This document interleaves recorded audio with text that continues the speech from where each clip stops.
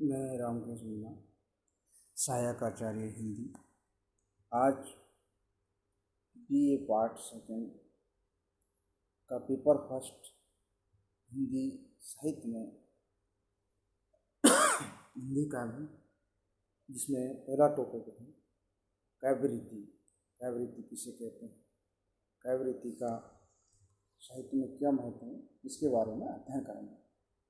सबसे पहले हमको काव्यरीति के परिचय के बारे में जान लेना चाहिए। तो सबसे पहले परिचय, प्रत्येक कार्य को करने का एक ढंग, एक प्रणाली, एक व्यवस्थित रीति होती है। जो कार्य सुनिश्चित, सुनियोजित तथा समुचित रीति से किया जाता है, वही अभिष्ट फलदायी होता है।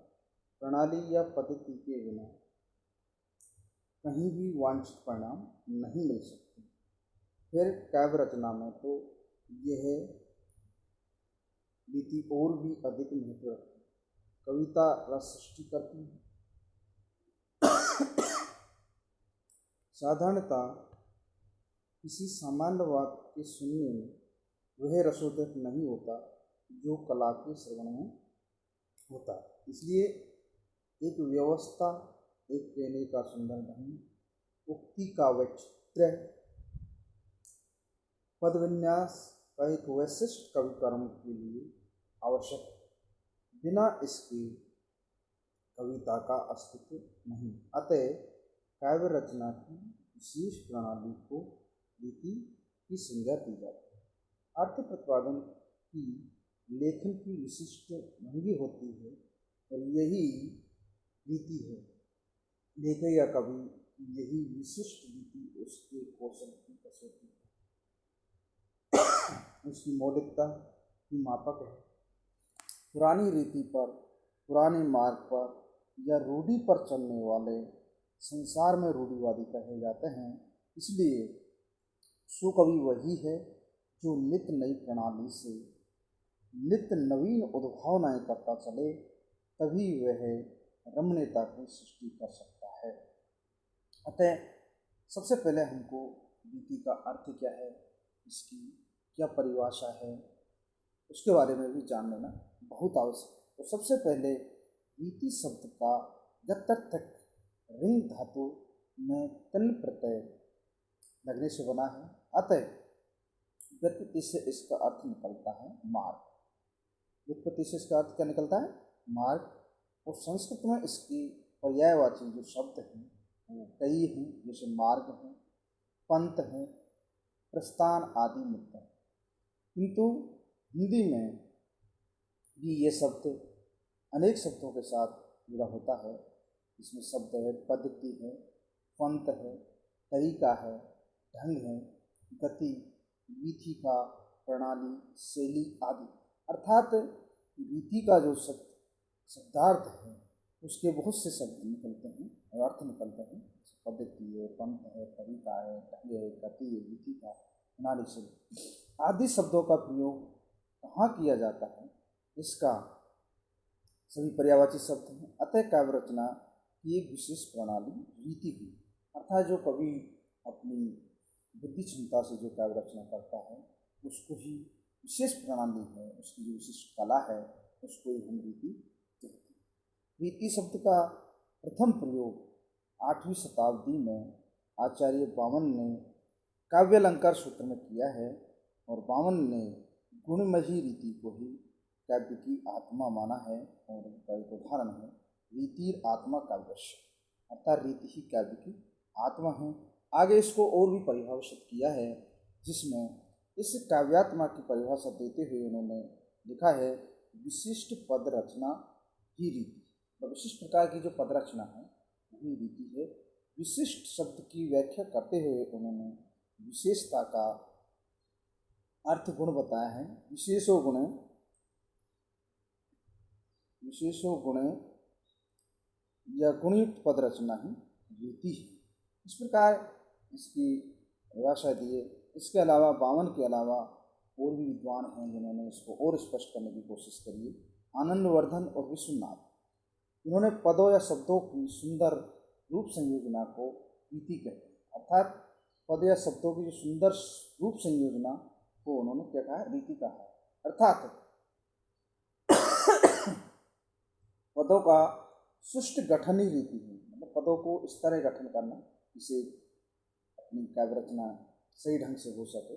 जिस प्रकार शरीर के अवयवों का सुंदर गठन आकर्षक व्यक्तित्व का आधार होता है, इस पर शरीर के जो विभिन्न अंग हैं उनका सुंदर गठन करते हैं, आकर्षक व्यक्तित्व का आधार बनता है, उसी प्रकार रमणीय काव्य रचना का शरीर आकर्षक पद रचना पर आधारित होता है। अर्थात सुंदर सुंदर पद जो संख्या रखेंगे तो सुंदर काव्य रचना या आकर्षक काव्य रचना उस रीति का स्वरूप क्या है, उसका महत्व क्या है, काव्य में उसका क्या महत्व है, क्या स्वरूप है। तो रमणीय अभिव्यक्ति ही काव्य है। अर्थात जो काव्य रचना रमणीय लगे वही काव्य रचना है। और काव्य रचना का मुख्य विषय है, यूँ तो भाव होता है, परंतु उस भाव का संप्रेषण करना, उसे सहृदय संवेद बनाने का श्रेय रीति को। अर्थात सभी के पास में सभी प्रकार की शब्दकोश होते हैं, लेकिन अपने शब्दकोश के आधार पर वो सहृदय व्यक्ति तक अपना काव्य रचना को कैसे पहुंचा सकता है।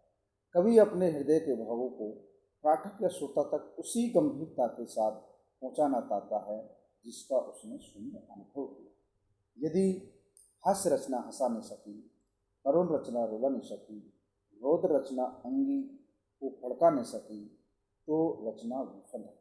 यदि कोई रचना अपने अभिप्रेत जिसका उद्रेक भावुक मन में कर सकी तो वह व्यर्थ है। यह रसोदय तभी हो सकता है जबकि कवि कथन की विशिष्ट प्रणाली का अवलंबन करे। शब्द को सभी के पास एक जैसा है, प्रेरित करने वाले दृश्य एक जैसे हैं, फिर कौन सी ऐसी वस्तु है जो विषयगत एकता होते हुए भी कभी कभी के कथन में भिन्नता लाती, तो उक्ति में वैचित्रता भर देती है। उत्तर है काव्य रचना की रीति। अर्थात शब्दकोश एक जैसा है, काव्य शैली एक जैसी है, एक ही वस्तु है, लेकिन वो भिन्नता लाने वाली चीज़ कौन सी है? काव्य रचना की रीति। अर्थात काव्य रचना की उसकी कैसी रीति है। एक ही विषय पर बहुत से कवियों ने अपनी लेखनी चलाई है, लेखनी उठाते हैं, परंतु प्रत्येक का ढंग पृथक पृथक होता है। पंचवटी का चित्रण तुलसीदास ने भी किया है, केशवदास ने भी किया है, मैत्रीशरण गुप्त ने भी किया है, लेकिन अपनी अपनी पृथक रीति या शैली से उसकी काव्य रचना करती हैं। तो वो जो कवि की जो अपनी काव्य रचना करने की जो रीति है, उसी को उसके आधार पर हम उसकी भिन्नता कर पाते हैं, और उसी आधार पर कवि श्रेष्ठतम और अपनी कौशलता का परिचय देता है। इसी प्रकार रीति की परंपरा विकास, ये रीति कहाँ से आई, कैसे इनका विकास हुआ। तो सबसे पहले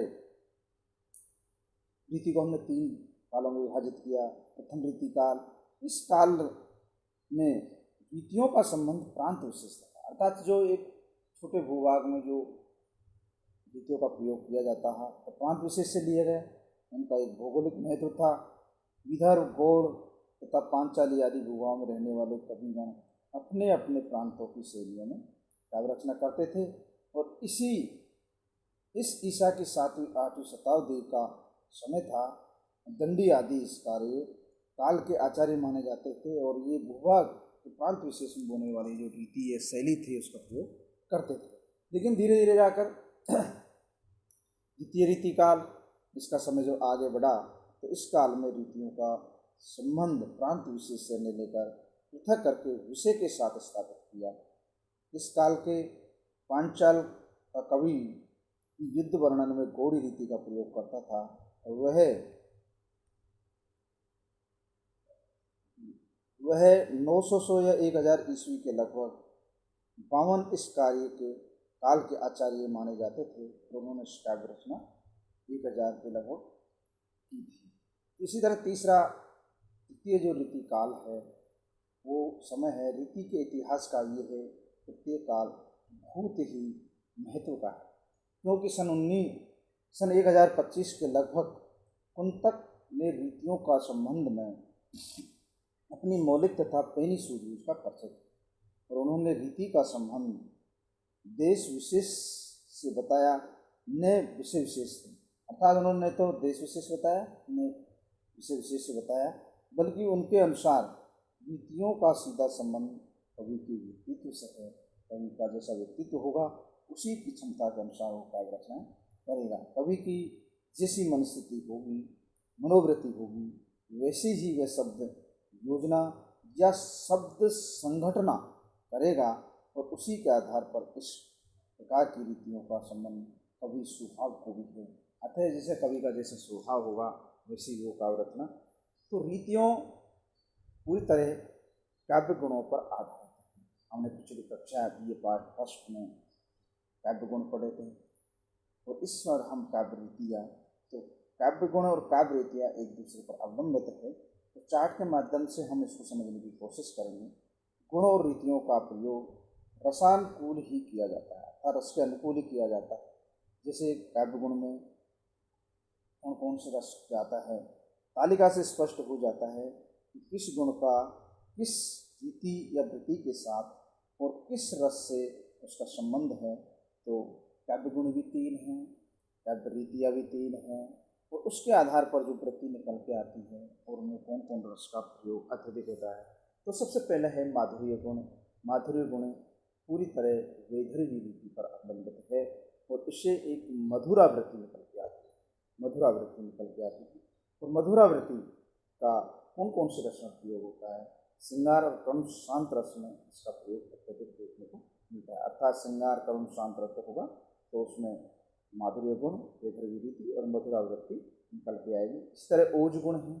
ओज गुण पूरी तरह गौड़ी रीति पर अवलंबित है और इसमें परुषावृत्ति तो कठोरावृत्ति, जैसे टेढ़े की आवाज़ राजस्थानी भाषा में जो साहित्य लिखा जाता है और उसमें 3 रसों का अत्यधिक प्रयोग होता है, पीर, रोद और रस। इन तीनों से अधिक रसों को देखने का मिलता है। तीसरी जो गुण है वो है प्रसाद गुण। तो प्रसाद पूरी तरह पांचाली रीति पर आधारित है और उसे प्रौढ़ावृत्ति निकल के आती है और इसमें लगभग सभी रसों का प्रयोग होता है। तो इस तरह हम सबसे पहले हमने काव्य रीति इसे कहते हैं, उसका शाब्दिक अर्थ क्या है, उसको साहित्य में कविता क्या महत्व है। तो ये विशिष्ट प्रणाली ही रीति है, ये आदि का अध्ययन हमने किया और हम जानने के अब हम आगे जो इसको और विस्तार के काव्य रीति से कहते हैं, ये कितने प्रकार की होती है उसके बारे में अध्ययन करेंगे। थैंक यू, धन्यवाद।